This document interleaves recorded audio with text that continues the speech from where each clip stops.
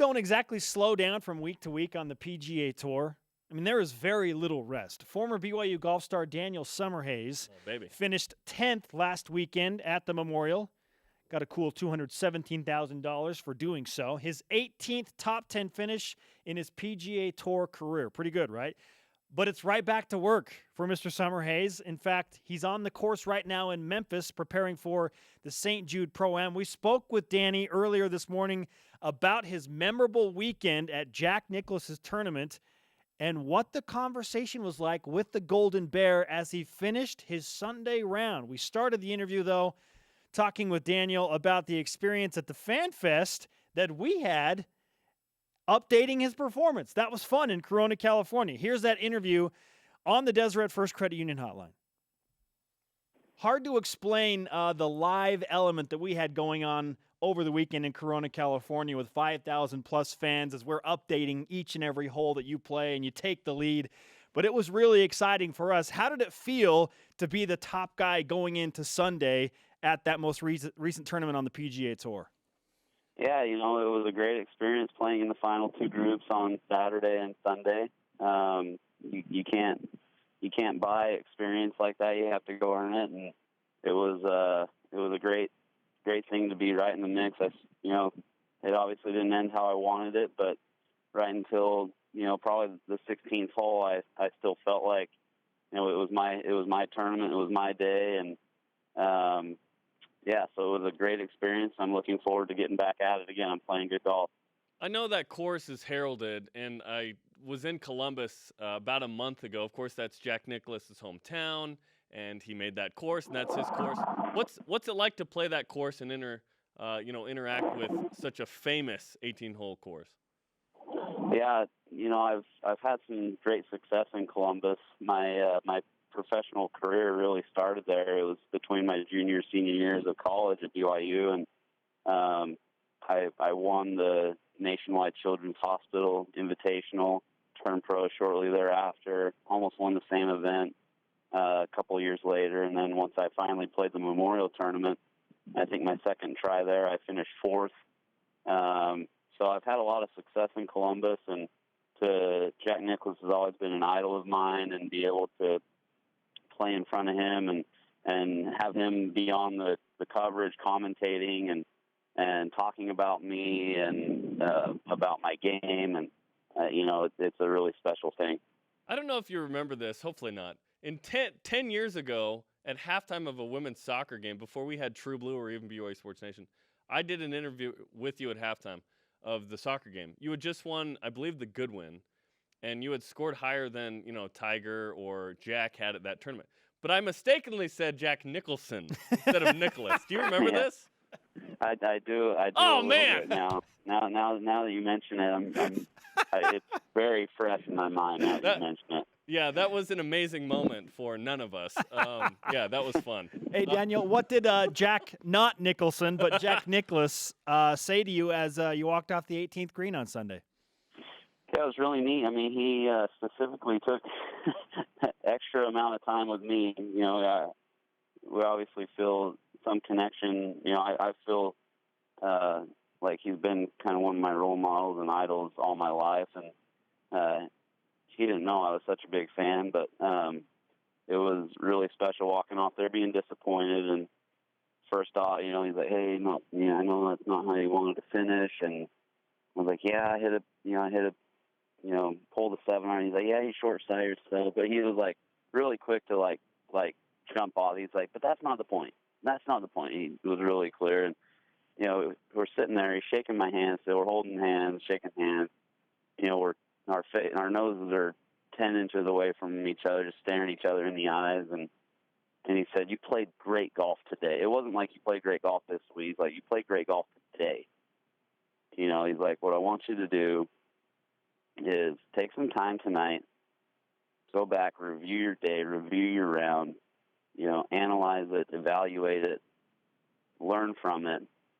He's like, and then move on, and you're going to be back in this position soon enough. He's like, "Your game is good, your game's strong." He's like, "It's only a matter of time." and then I just said, "Thank you so much, Jack." I said, "You're an inspiration to me and my family." And he's like, "Oh, thank you. You're a great young man." I mean, it was a really, really special moment that I'll never forget. Just looking him like dead square in his eyes. And, I mean, it was really special. That is incredible. That's awesome. And it's hard enough to keep your composure with all of the TV cameras and the pressure of the PGA Tour, but in that moment too, what are your emotions overall after you can analyze not just that conversation, but what you did over the entire tournament? Yeah, I stayed up pretty late Sunday night. there was still a nice sized pit in my stomach, and even the following day. But as I was able to go back and review, honestly, there aren't many things I would have changed. I think I honestly need to just continue to get a little bit better, some short game shots, get a couple putts to fall in. But honestly, I felt great out there. A couple hiccups early on in the round, but then really played some really solid golf from holes. 5 through 15, I played really solid to where I was right in the thick of it. So I definitely have learned from it. There's some things that I'll do slightly different going forward, but honestly, if I continue the path that I've been going on, I'll be right back in that position really quick, and hopefully the result will be in my favor. You didn't purchase shoes off eBay like Zac Blair, did you? What's that? Did you hear about Zac Blair buying some lightly used FootJoy Classics and playing in them at the same tournament? No, I can't keep track of Zac. I would get a little dizzy because he's so high energy and he's such a great guy. But the comings and goings of Zac Blair can be a fun journey to follow. Well, yeah, it kind of exploded over the weekend when he posted, "Hey, I found these on eBay," and then he was playing in them. Pretty hilarious, but you're right. Awesome. I'm sure it's an interesting experience trying to keep up with Zac Blair. How much interaction do you actually have with him these days? Yeah, I mean, I see Zac every day pretty much out there. He's a great kid. Love hanging around. Love his energy. He is. I mean, he's kind of on his own schedule and everything, so we haven't really played a ton of practice rounds together. But I love chatting with him and being around him. So he's a great guy. I think there's this idea that people think, hey, you play golf for a living, how hard can that be? Yet it seems like it's a real grind. Monday's a travel day, Tuesday you're practicing, Wednesday can be a pro-am, Thursday through Sunday is a tournament. What's the grind like in the middle of the season like this? Yeah, I mean, it's definitely taxing. You got to stay pretty sharp on your nutrition, your exercise, and all that, because if you don't, you can definitely get pretty worn down, because it is just week to week. All the travel can be exhausting, different beds, every week, every night sometimes. A few times in the last couple of months, I think I slept in 4 different beds for 4 different nights, just from different place to place. So there's a lot of things you have to juggle, but once you step on the first tee box Thursday morning, it's all worth it because the competition is so fun. Well, then you've got kids, too, that we haven't thrown into the mix yet. You're a family man. How do you balance the work-family life while you're traveling all over the country? Oh, I could send you a couple videos of actually, I'm not going. These are personal family videos. But I was doing some good cannonballs in the pool yesterday with my kids. So, yes. Nice. No, you definitely take time. You have to take time, and they travel with me a lot. It's something that my wife and I, we've decided that I need them and they need me, and so we put in the time and money to travel together a lot, especially during the summers. So right now we're on week 3 of a 7-week stretch on the road this summer together. So we're enjoying it, and we will continue to put that time and effort into our kids' lives. A few weeks ago, there was a video tweeted out of you dunking Now, you're 5'8". Now, and I want to be clear, the dunk was off the padding behind the backboard. This is like classic Stake Center kind of stuff, which was awesome. You went up and threw it down. Did you shatter the "are golfers athletes or not" myth in the single video, Daniel? Probably. I mean, there's not too many 5'8" guys who can throw it down like I did. You and Spud Webb, bro. Yeah, no, it's funny. My dad, we had a little gym, a little carpeted gym. It was like a 30 by 25, basically just a shed almost. And it had carpet. It was like a church gym. It had a carpet, carpet floor and then carpet halfway up the wall. And then my dad had these plywood backboards that he just stuck right against the wall.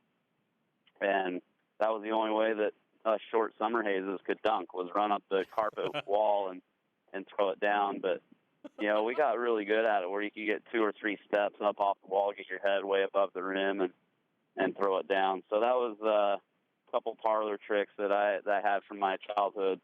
I won a few bets that day. We'll just put it that way. Yeah, it was clear that was not the first time. I took like a still shot of the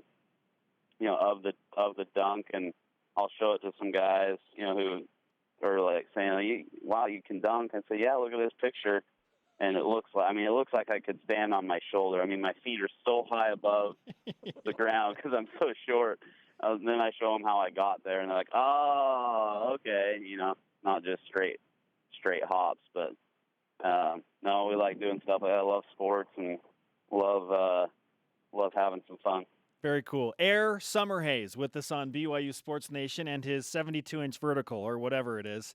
I don't think those two words have ever been used together. Daniel, I know that you have a great relationship with your dad and your entire family overall, but when you get on a golf course and you're competing with your dad, what's the competition like? Is it even there, or explain to us that dynamic? My dad is never like an incredible golf. I mean, he played college golf. He was a good junior golfer, and he won some club championships and stuff at Oak Ridge growing up. But he spent all his time just being on our team. Really, I mean, there was never really a competition per se against each other. He always made it where it was like, all right, we're going to make 18 birdies, and if we get that goal, we'll go get a frozen yogurt or something out, an ice cream after at Maverick. So he always kept it fun for us, and but we definitely had some fun, heated family tournaments. Once, we got all my cousins, Uncle Bruce and his family, and we, for a few years in a row, we had a little Summerhays Ryder Cup down in Las Vegas in St. George, where we'd get probably 12 to 15 Summerhayses and go down and play. So there's definitely a lot of competitive spirit in the family. Daniel, great stuff. We appreciate the time, know how busy you are, and wish you the best of luck this week in Memphis, Tennessee. We will be watching, especially for your next dunk video, so just let us know when that comes out. Awesome. Thanks so much, guys. I'll see what I can do to impress the world this week. You got it. Thanks, Daniel.